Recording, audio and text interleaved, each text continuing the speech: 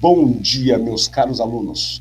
Estamos aqui agora novamente para a nossa aula de Sociologia. Se vocês assistem o CMSP está fazendo meio que uma revisão do conteúdo, tá? E essa revisão do conteúdo que eles estão fazendo, agora a última aula, acho que foi dia 10/9, e eles colocaram a construção social. Né? O que é a construção social? É a tal da socialização. A sociedade ela é construída através dessa multiplicação de socializações. Né? Então, já existe um norte para socializar, quer dizer assim, ó, nós vamos comer de faca, nós vamos comer com faca e garfo. Né? Então, esse tipo de socialização vai sendo passada de pai para filho e vai construindo esse ser social, assim como o respeito, a religião, a forma de você se relacionar com as pessoas, tudo isso vai virar uma construção social. E eu queria, nessa aula aqui, abordar uma temática que tem muito a ver com a forma como nós estamos construindo a nossa sociedade. E qual é o tema que eu escolhi? Eu escolhi a evasão escolar. Vocês sabiam que tem muita gente que entra na escola, mas ele não conclui até o final do ciclo dele, né? Tem o ciclo infantil, tem o Fundamental 1, tem o Fundamental 2, depois tem o médio. E quando a gente vem falar no ponto que vocês estão, no ensino médio, a evasão escolar é enorme. Isso por quê? Primeiro, a rapaziada está na idade de começar a trabalhar, a rapaziada vem para aula e não acha nem um pouco interessante, sabe? Fala, puta, que enfadonho, professor, essa porcaria aqui, hein? Chega uma hora que é difícil lidar com essa situação, e nós vamos ver vários aspectos disso. E uma coisa que eu queria falar com vocês é justamente assim, a escola não tem atraído, não estou nem falando do período online, não estou nem me referindo a esse período aqui que a gente está online, que tem a dificuldade de acesso, eu estou falando no dia a dia, naquela aula presencial mesmo, você vê diminuindo cada vez mais a quantidade de alunos. E o desinteresse, então? Principalmente, muitos se desanimam e se acham incapazes, né? Desistem, tem um monte disso. Isso aí são problemas que nós vamos tratar e vamos lá no âmago, né? Lá na raiz do problema, saber por que o cara se acha burro, por que ele se acha incompetente e tudo mais. Tá? Isso porque no final a gente vai ter uma atividade que vai valer a pena, tá bom? Para a gente começar, eu separei para vocês um texto. E esse texto a gente vai ter ele na semana que vem. Então, quem quiser já esse texto, quem quiser esse tipo de coisa, deixa para mim o e-mail aqui depois no chat e eu já mando para vocês, você já pode adiantar. Beleza? Fica muito mais fácil assim, quer dizer, vai estar uma semana adiantado já. Tá bom? E eu falo para vocês que essa atividade vai ser uma coisa fácil. Tá? Daí é o seguinte, vamos primeiro apresentar o texto para vocês, tá? Eu vou colocar aqui, isso mesmo, verdade mesmo, calma. Vou colocar aqui para vocês esse texto, só que eu tenho que abrir uma janela. Open the window. Aqui. Compartilhar esse texto. Olha esse texto aqui. Ó, esse texto, tá todo mundo está conseguindo enxergar esse texto aqui? Coloca no chat aí para mim. Aí, beleza, beleza. Eu pergunto sempre, porque não é raro, né, Amanda? Não é raro o Regis está falando com o microfone mutado, o Regis está falando mostrando um texto e eu não está passando texto nenhum. Lá, Amanda ri ainda, né, Amanda? Eu estou aprendendo, cara, calma lá, né? Então, para não vocês riem, né? Putz, ó, então, para não dar mancada, eu sempre pergunto para vocês se está visualizando, se está vendo, para não ter dessa de eu tô achando que tá e não tá, tá? Daí o negócio é o seguinte, eu quero mostrar para vocês esse texto. Esse texto vai estar na atividade da semana que vem, tá? É uma pesquisa, é um sociólogo, né?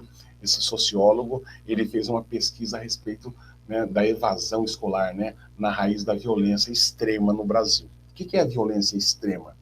É crime de homicídio, sabe, de sequestro, aqueles chamados crimes hediondos, né? Tráfico de drogas, tráfico de armas.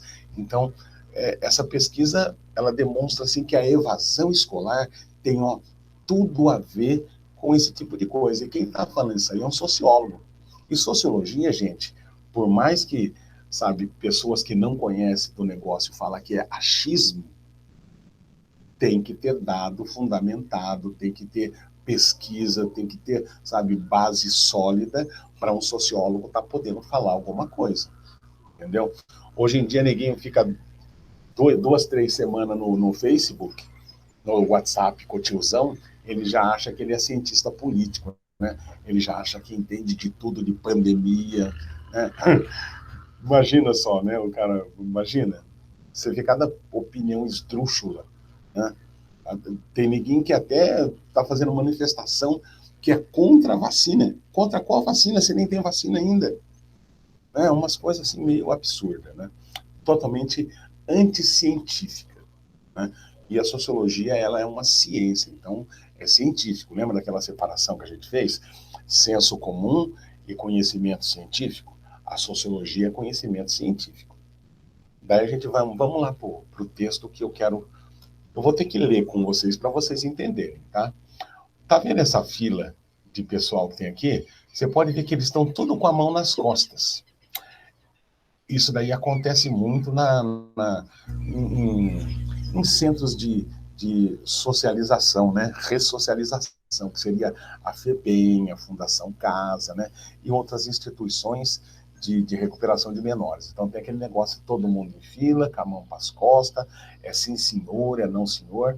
É uma forma de eles, digamos assim, socializar essas pessoas, mas só disciplina não adianta, e a gente vai ver isso de forma bem clara, tá? Pode ficar tranquilo. E vamos lá. Daí, ó, adolescentes recapturados após fuga da unidade de internação do Distrito Federal em 2015. O estudo analisou formação de jovens violentos. Como que esses jovens se formam, como que se tornam violentos? Dois grupos de jovens de idade semelhante, todos homens, pobres e criados na mesma região. Um grupo vira morador, ou melhor, um grupo vira matador e o outro trabalhador, né? Olha só que interessante, né? Como que jovens do mesmo local, sabe, vivem a mesma realidade, parte do grupo vira trabalhador e parte do grupo vira matador. O que aconteceu aí no meio que acabou dividindo em dois, né? Uma coisa eu te falo, ó, não está no sangue, que isso não é biológico. O nosso comportamento, como já foi dito, é um comportamento social. Nós somos quem nós somos uma construção social. Então, como que essa mesma construção social pode gerar o matador e pode gerar o trabalhador? Como? Vamos dar uma olhada aqui para ver se a gente esclarece isso. Olha lá. O sociólogo Marcos Rolim procurou essa resposta ao investigar a violência extrema, aquela que mata ou fere, mesmo quando não há provocação nem reação da vítima. O cara chegou a pá, sabe, aquilo lá que ele matou para ele não faz sentido nenhum, sabe? Ele não desenvolveu aquele negócio de consciência, né? Eu matei, né? Por que será? Modalidade que, acredita ele, está em alta no Brasil. Como e por que as gangues dominam as prisões dos Estados Unidos e do Brasil? Por que essas facções, né, elas acabam dominando o Brasil? A gente tem exemplo aqui de facção que domina as prisões. Alguém conhece alguma? Luiz, Amanda, Hugo, e aí?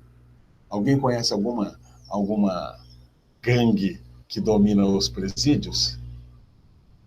Hã? Tem Não, isso aí é partido político, cara. Ah, bom, PCC. Tem o PCC, Primeiro Comando, e outros tantos, né? E outros tantos que não são tão famosos. Por exemplo, lá no Rio de Janeiro tem uns amigos do amigo, né? Viu? Tem, viu? Tem. E cada estado tem o seu próprio também. É besteira.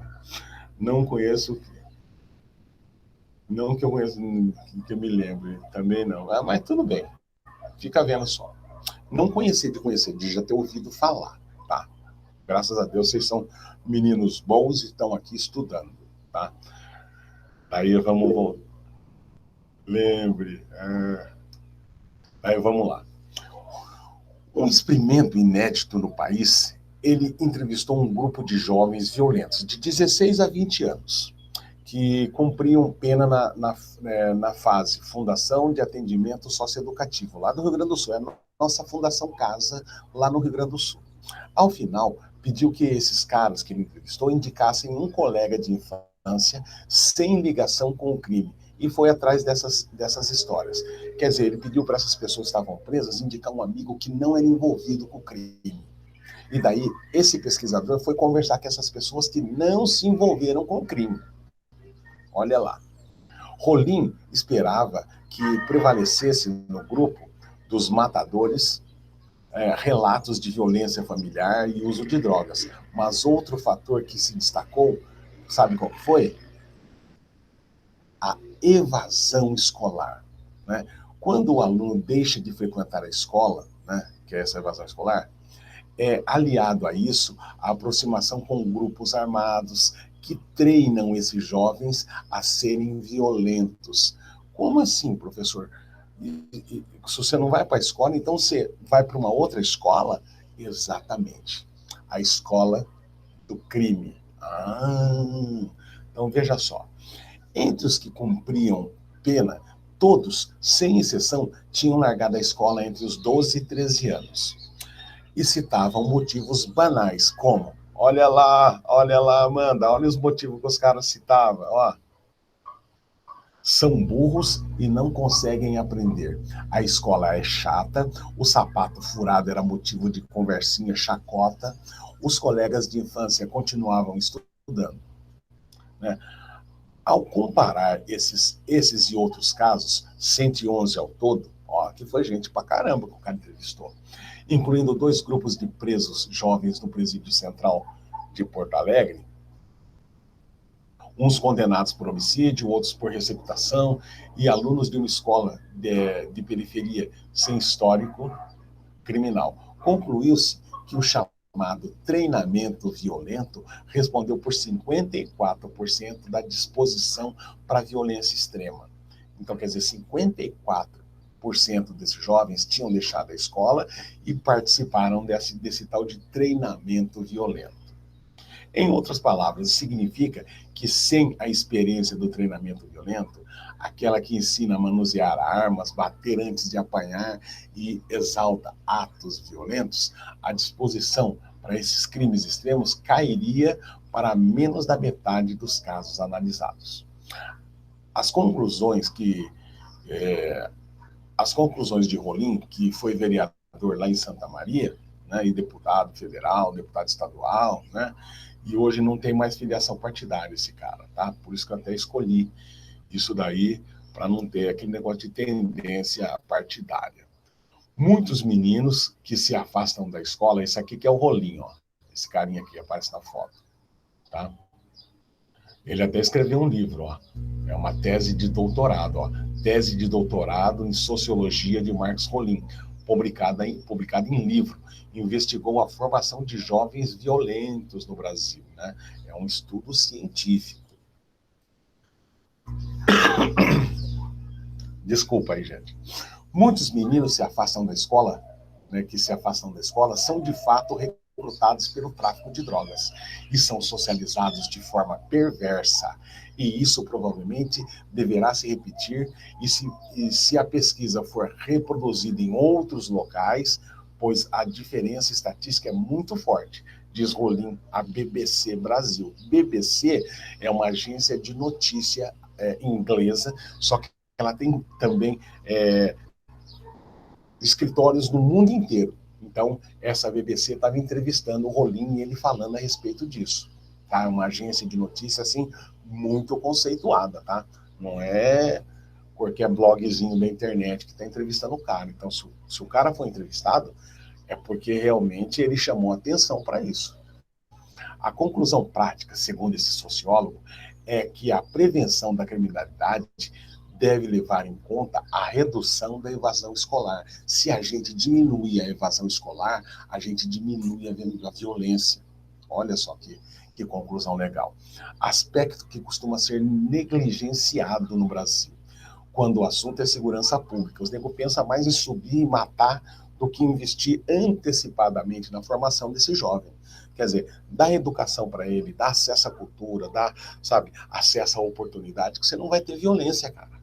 Não, eles vão lá, faz o quê? Constrói Fundação Casa. Eles vão constrói escola, não constrói espaço para a cultura. Eles vão lá e constrói o quê? Presídio. Veja lá, considerando os índices de evasão escolar, o cenário do Brasil seria de fato favorável à violência extrema. Em 2013, por exemplo, uma pesquisa do PNUD, Programa das Nações Unidas para o Desenvolvimento, mostrou que 1 a cada 4 alunos, 1 a cada 4 que iniciam o ensino fundamental no país abandona a escola antes de completar a última série. O Brasil figurava no estudo como com a terceira maior taxa de abandono escolar entre 100 países de maior IDH, Índice de Desenvolvimento Humano, atrás apenas da Bósnia e Herzegovina e o arquipélago de São Cristóvão e Neves. Gente, a gente tem mais abandono escolar de que 98 países. A gente perde só para 2. Você acha que você nunca nem ouviu falar desses países. Vamos falar sério, né, gente? Agora fica vendo só. Aqui, família com dor. Outra característica comum dos jovens internados por delitos de grave violência era a vida, olha só, o que caracteriza esse jovem, né? Era a vida independente da família, logo no começo da adolescência. Às vezes porque o que havia de família era tão confuso ou violento que era preciso mesmo inventar um rumo, outras, né? Porque era preciso se afastar para proteger seus familiares, escreve Rolim. Um dos jovens entrevistados, identificados apenas como Ayrton, descreveu a saída de casa como consequência natural do envolvimento com o tráfico. Olha só ele, moro sozinho desde os 13 anos, nessa idade já alugava minha casa, eu morava com minha mãe, mas meu pai nunca aceitou que eu fosse do crime. Por isso optei por sair de casa, para não viver nesse conforto, nesse confronto, afirma o pesquisador, né? O pesquisador está falando que o garoto falou isso para ele, que o pai dele não queria ele em casa, a mãe dele era conflito, só conflito. Fala, não, então vou morar sozinho, vou fazer minhas paradas e acabou. Quer dizer, essa independência levou ele para a criminalidade. Os internos da fase, que é essa Fundação Casa, também relataram o histórico de problemas familiares sérios, com 12 sessões em 17 entrevistas.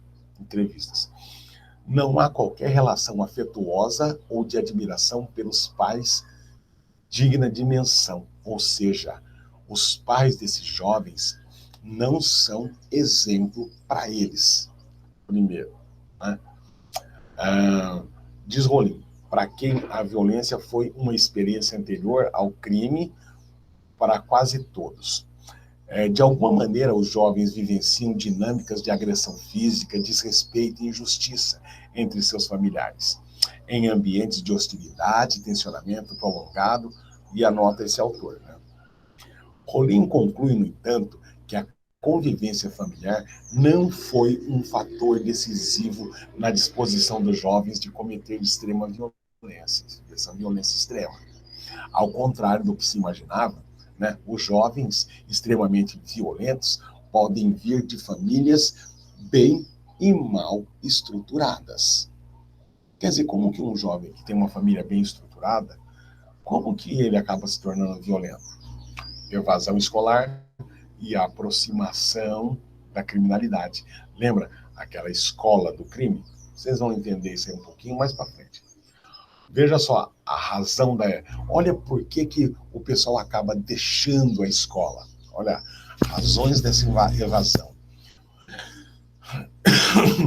E por que as escolas não conseguem manter esses jovens na escola? Por que a escola não está conseguindo manter o jovem dentro da escola? Na primeira oportunidade, o cara, ó, lava da biqueira, né, como se diz, né? O que acontece que esse jovem não permanece na escola, né? O que é? Ah, influência de amigos da onça. Tem isso também, viu?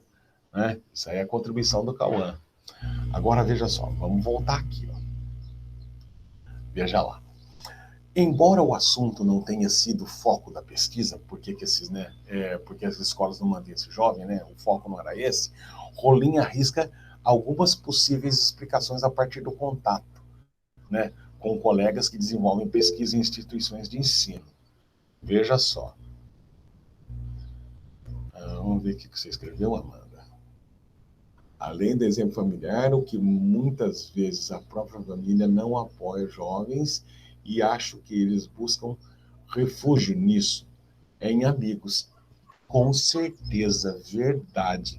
Agora tem que ver aonde está disposto esses amigos, né? Está dentro da escola? Se esses amigos estiverem dentro da escola, você vai ter contato. O problema é que esses amigos estão fora da escola. Daí você tem que sair da escola para estar ali com eles. E vamos falar sério, escola é chato. Do jeito que tá chato. Não do jeito que tá hoje. É o jeito, aquela mesmice, sempre a mesma coisa, mas isso aí é coisa que nós vamos discutir mais para frente. Calma lá. Daí é o seguinte, ó. Vamos voltar aqui. A primeira diz que é o despreparo dos professores para lidar com alunos mais vulneráveis e problemáticos.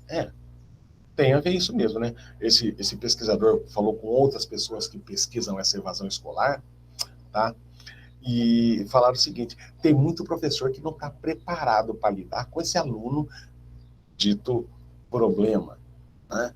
Digamos assim, o professor normalmente assim não procura saber o que está acontecendo com o moleque, o que levou ele a fazer aquilo, ele vai lá e briga com outro, não procura saber o que está acontecendo. É uma coisa complicada isso daí. O jovem de área de exclusão, que nunca abriu um livro e tem pai analfabeto, tem toda uma diferença de preparação e grande parte dos professores não está preparada para lidar com ele, afirma o pesquisador.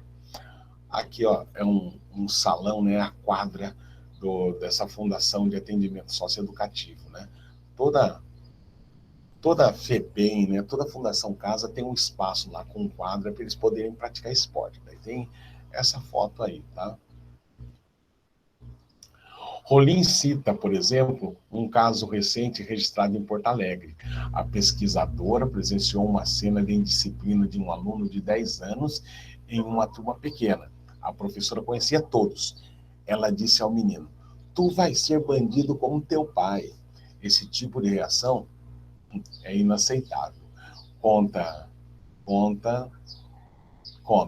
Outra possível causa, segundo Rolim, está na falta de conexão das escolas com as comunidades em regiões violentas. Por exemplo, não adianta a escola funcionar que nem se fosse um presídio para quem está lá dentro. Ó, pelo medo do crime, a escola deixou de se relacionar com as comunidades, né?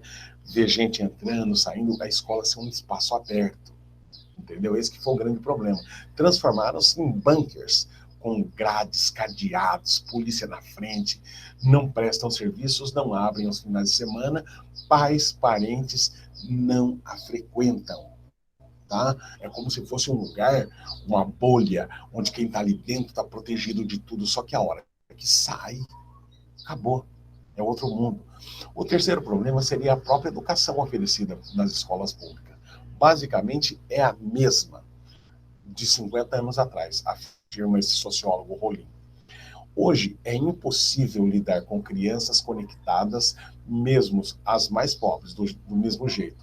A escola se tornou um espaço de pouco interesse e atração para o jovem das periferias, acrescenta esse sociólogo.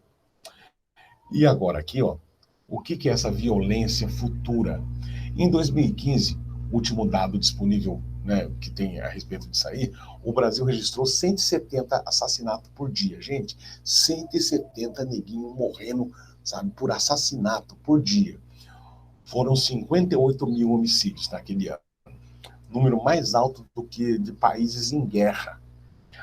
A taxa daquele ano, né, de 29 casos por 100 mil habitantes, insiste em não baixar.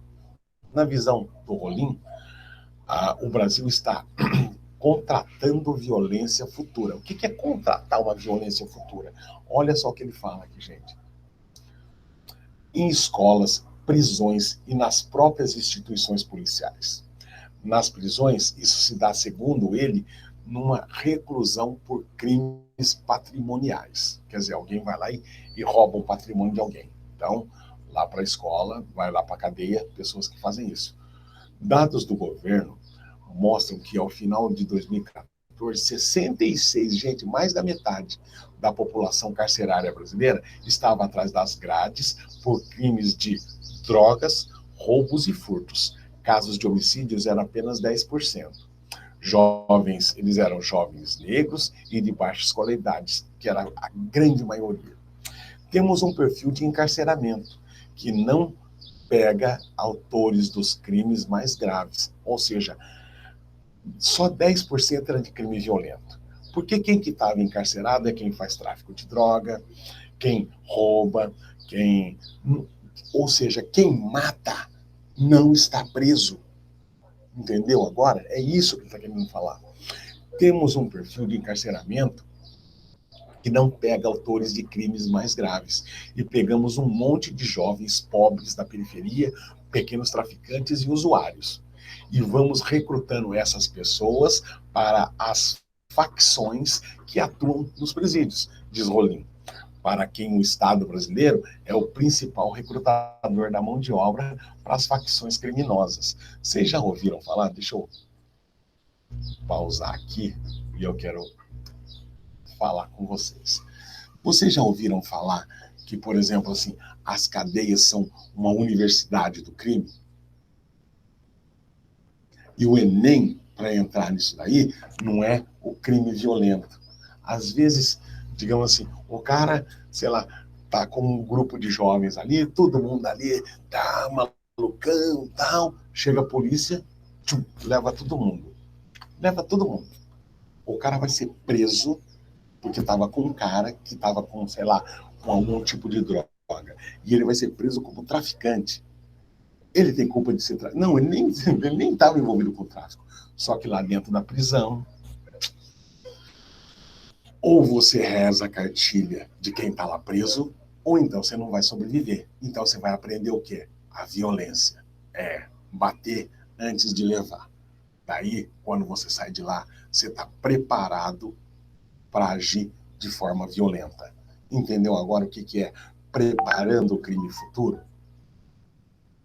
Aí, gente, é a construção social que a gente está criando. É isso.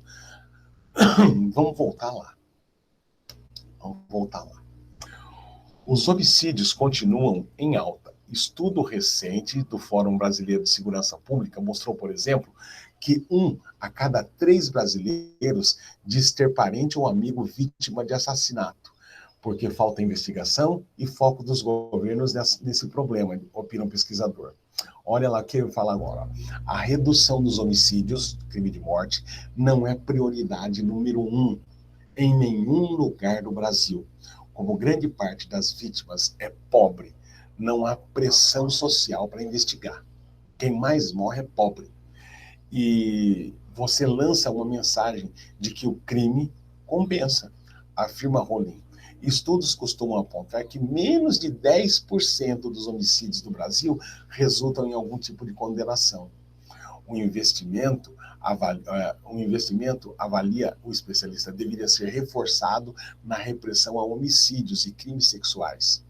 E se for para continuar a política de repressão ao tráfico, né, só faz repressão ao tráfico, temos que ir atrás de financiadores, as rotas, e usar muito mais inteligência do que prisões em flagrante, argumenta. Né? Gente, daí aqui, ó, embaixo, a gente tem essa conclusão aqui, que eu vou deixar para vocês lerem quando tiverem a oportunidade de ver isso lá no site, tá bom? O que eu quero de vocês agora é o seguinte, eu vou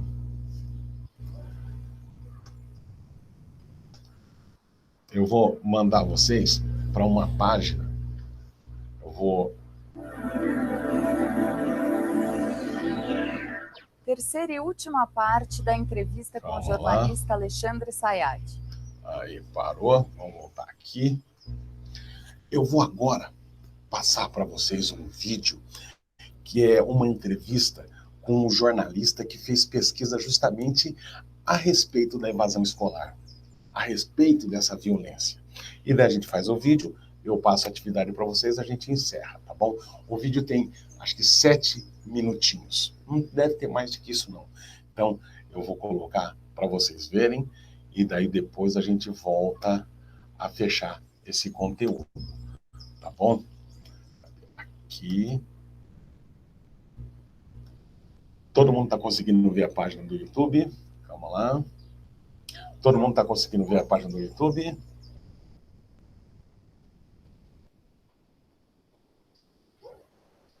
Sim. Sim.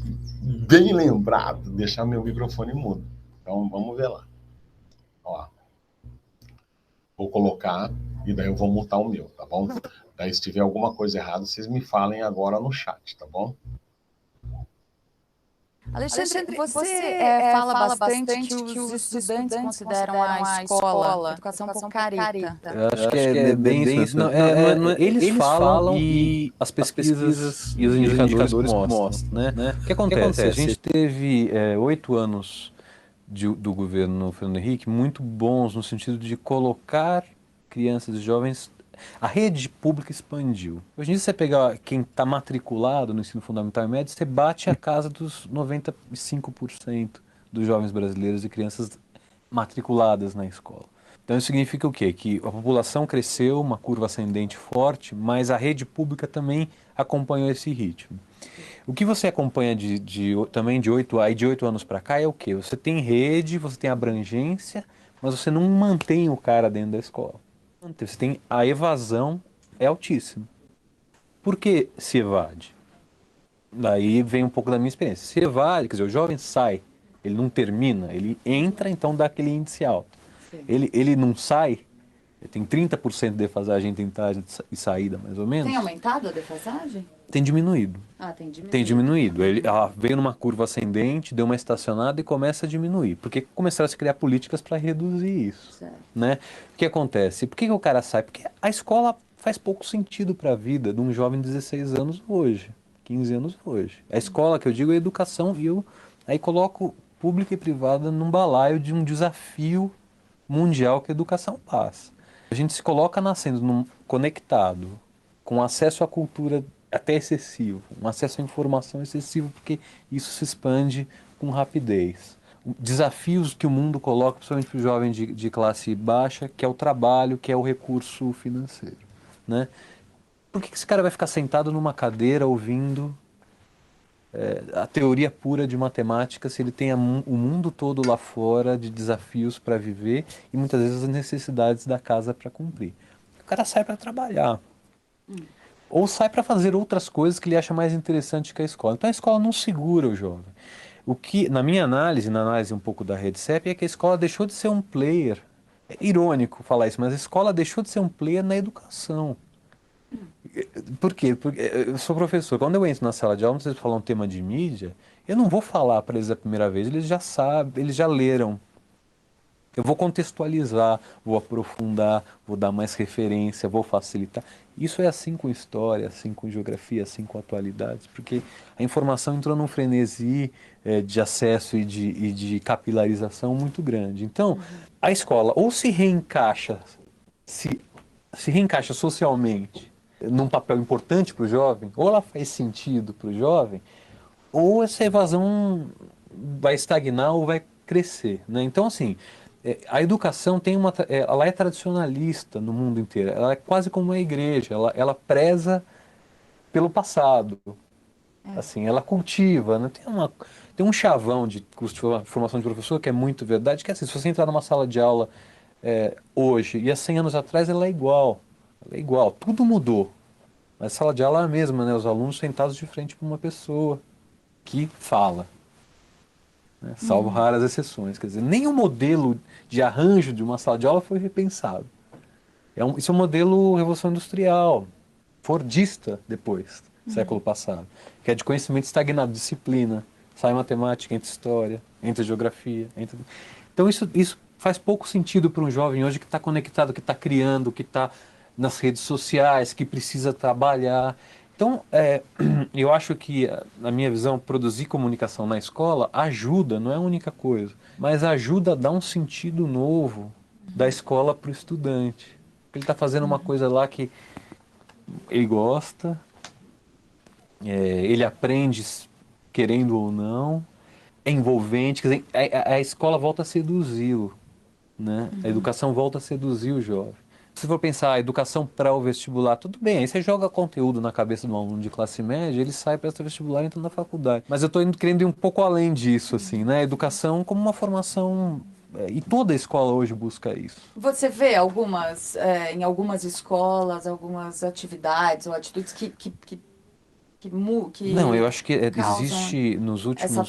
que atraem É, o jovem. vamos dizer, eu estou dando aula há 10 anos, como eu falei. Eu acho que assim, de 5 anos para cá, eu senti a escola se mexer, de uma forma geral. Tanto mais. Porque chegou num ponto que realmente ficou... Como a distância da realidade do jovem para a realidade da escola é um gap, uma distância muito grande. Quer dizer, quando a invasão começou a estourar, as pessoas percebiam que não fazia sentido o cara estar lá, né? Como que você atrai Eu acho que assim, você acha? Então, por exemplo, existe uma proposta muito interessante de ensino médio, que eles chamam de ensino médio inovador, que é o quê? Você trabalhar por projeto, ao invés de trabalhar por disciplina, que é um pouco, comunicação é um projeto, de certa forma, né? Você pode trabalhar num projeto de ciências, trançando física, química e outras coisas, em vez de trabalhar estanque por disciplina. Está em 5.000 escolas hoje. É um modelo de currículo rearranjado. Mas o que de fato muda isso? Você flexibilizar o vestibular, que é a chegada. No fundo, a sociedade cobra a entrada na faculdade e ingresso no mercado de trabalho. Se você flexibiliza o mercado e essa chegada do aluno, você repauta todo o currículo para trás. Quando o Enem surgiu, ele já flexibilizou o vestibular. E mais, o vestibular começou a se mexer mais com o surgimento do Enem. O vestibular não é a mesma coisa do que foi há 10 anos. Então, isso muda o grau de exigência dos próprios pais que colocam os filhos na escola sobre a escola que eles querem para os filhos. É pressão social mesmo, é pressão de cliente. Né? A escola, é muito engraçado, na escola particular o pai tem certeza que ele é cliente da escola, porque ele tem que desembolsar todo mês. A escola pública, o pai não sabe, mas ele é cliente também. Aliás, na minha visão, o aluno é cliente. E ele não sabe. Então, quer dizer, essa pressão começa a acontecer lá dentro para que uma transformação ocorra, para que a formação dele seja mais plena. Né? A coisa mais forte que aconteceu nesse sentido foi o Enem, eu acho. O Enem mede habilidades e competências.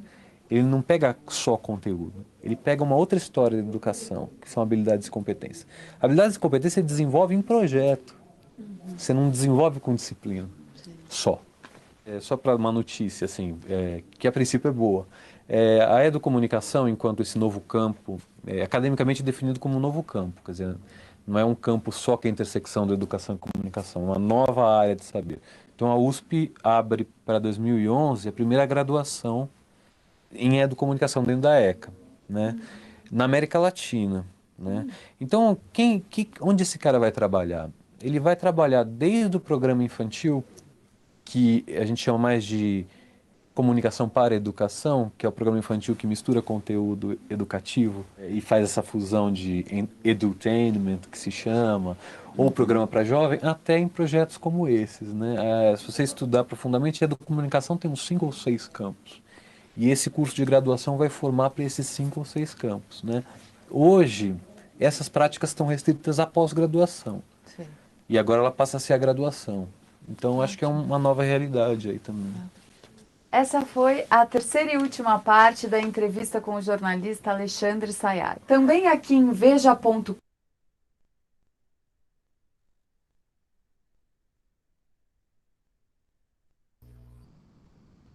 Bom, vocês viram o jornalista falou? Ele não falou nada muito diferente daquilo que a gente tinha falado. A única coisa que, sei lá, talvez dê para acrescentar aí é que essa nossa nova educação, esse novo jeito de educar, ele demanda assim, uma maior participação do aluno, do estudante, né? E a comunicação é uma dessas chaves, né? Uma outra coisa que me chama a atenção é o desenvolvimento de projetos. Não ver a matemática só como aquela aula de matemática que é enfadonha. Tentar criar projetos utilitários. Para que você vai usar aquilo? Ver sentido no uso daquilo que você está aprendendo. Uma outra coisa que ele coloca, por exemplo, assim, é que muita coisa tem mudado. Por exemplo, o Enem é uma dessas coisas, né? Antigamente só entrava mesmo na escola quem tinha dinheiro, hoje em dia nem tanto. E a gente consegue perceber isso daí, tá bom? Bom, depois de tudo isso que eu coloquei para vocês, a gente vai voltar lá pro texto. E lá no texto, a gente vai agora fechar essa aula de hoje. Olhando o texto aqui que eu vou partilhar com vocês, tá? Ele vai ser partilhado daqui a pouco.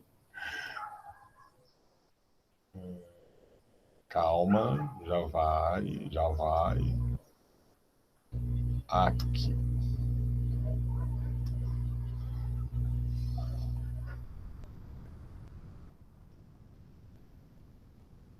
Todo mundo está conseguindo ver? Está conseguindo? Aí, beleza, então, Luiz. Vamos voltar lá no texto para a gente fechar, tá bom? Veja lá. Aqui no texto, eu propus, ó, quando vocês pegarem esse texto, se quiser ver a reportagem de onde eu tirei, está aqui. Se quiser reassistir o vídeo desse jornalista, também está aqui, tá? Essa entrevista que ele fez. E qual que é a primeira atividade? Ó, elaborar uma redação com a temática. Vocês vão pegar, a partir de todo esse subsídio que eu dei para vocês, o tema, ó, que bem a diferença, ó, tema não é título, tá? O tema, qual que é o tema? O grande tema, evasão escolar, em que eu posso ajudar. Você vai elaborar uma redação, me dizendo em que você pode ajudar na evasão escolar, né? O que pode ser feito? Como que você vê a evasão escolar? Como tentar evitar a evasão escolar? O que deveria mudar para que não acontecesse essa evasão escolar? Você tem essa primeira opção que você pode fazer e acabou, fazer essa redação, ou você tem uma segunda opção de atividade. Olha só que beleza. Como que é essa segunda opção? Você vai buscar, ó, busca ativa de um aluno que ainda não realizou atividade no período da pandemia. Fazer relato, você chamar o cara, mas você vai ter que escrever. Vai fazer um relato das ações realizadas nessa busca. O que eu fiz? Eu começo, é claro, uma redação também, né? Foi colocado para mim a atividade de buscar um aluno da minha classe, uma pessoa que eu conheço que ainda não participou das atividades online na escola Benevenuto Torres, tal. Como ação, eu escolhi telefonar para esse meu amigo e tentar convencê-lo, tentar demonstrar a importância que se tem ele retornar à escola e botar as atividades em dia, né? Você vai explicar o que você fez para essa pessoa voltar. Não que necessariamente tenha que dar certo. E eu também não quero que você fique inventando coisa.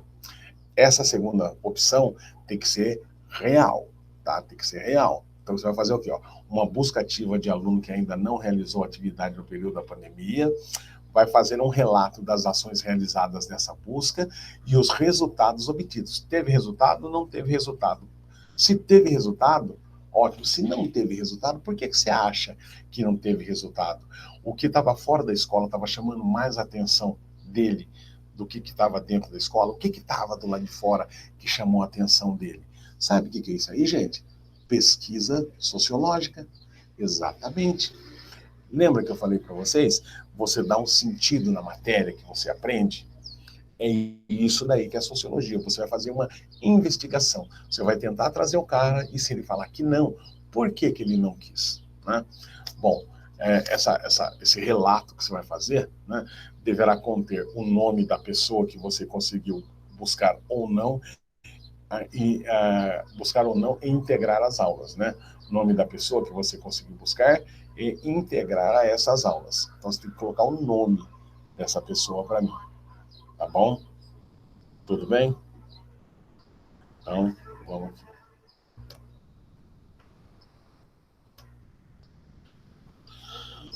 Todo mundo entendeu o que é para ser feito? Todo mundo entendeu o que é para ser feito? Sim, sim. Beleza. Ah, entendi. Ó, então você vai fazer, ou você faz uma redação, ou faz uma tentativa para mim de buscar alguém. Se você buscar alguém, olha bem que eu vou te falar agora, hein? Se você conseguir buscar alguém e me demonstrar, claro, né? O nome da pessoa, relatar que jeito que aconteceu e tudo mais, eu te garanto 8. 8. 8 eu já te dou. Sem você fazer nada. Ou não fazer nada, vai fazer muita coisa, né? Conseguir trazer alguém para integrar essa pessoa dentro das nossas aulas. E não esqueçam, fala para ele o seguinte, rapaz, na aula do Regis, só de você participar, ele já te dá 5, tá? Esquece as atividades. Participou, ele já te dá 5. O que você acha? Tá colocado o desafio? Agora vamos ficar no pé das pessoas para estudarem. Não. O que eu quero que vocês façam é fazer, digamos assim, é o que a gente chama de survey, né? É um preparo para uma pesquisa. Só que essa pesquisa não vai aprofundar. Eu quero saber de vocês se vocês têm consciência de por que as pessoas abandonam, e eu quero que vocês tenham um contato real com essas pessoas que abandonam e procure sistematizar, né, na cabeça de vocês o porquê que a pessoa abandona. Porque muitas vezes, quando a gente desconhece a temática, como que funciona a sociedade, a gente acaba cometendo erros. Por exemplo, assim,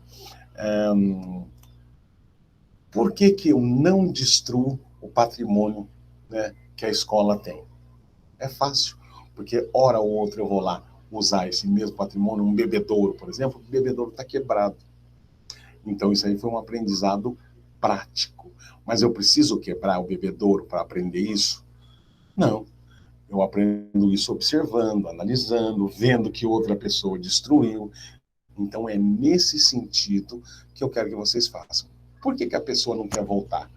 Você conseguiu trazer? Ótimo. Você não conseguiu trazer? Por que não conseguiu? O que estava seduzindo essa pessoa fora da escola, né? Fora das minhas aulas online? Por que ele não quis participar? Ah, professor, eu durmo até tarde, eu fico assistindo Netflix. Eu falo, cara, pelo amor de Deus, né? Para de assistir esse negócio e vai para a aula. Né? Na aula você vai aprender bem mais. Né? Um miserável é um gênio. Não é.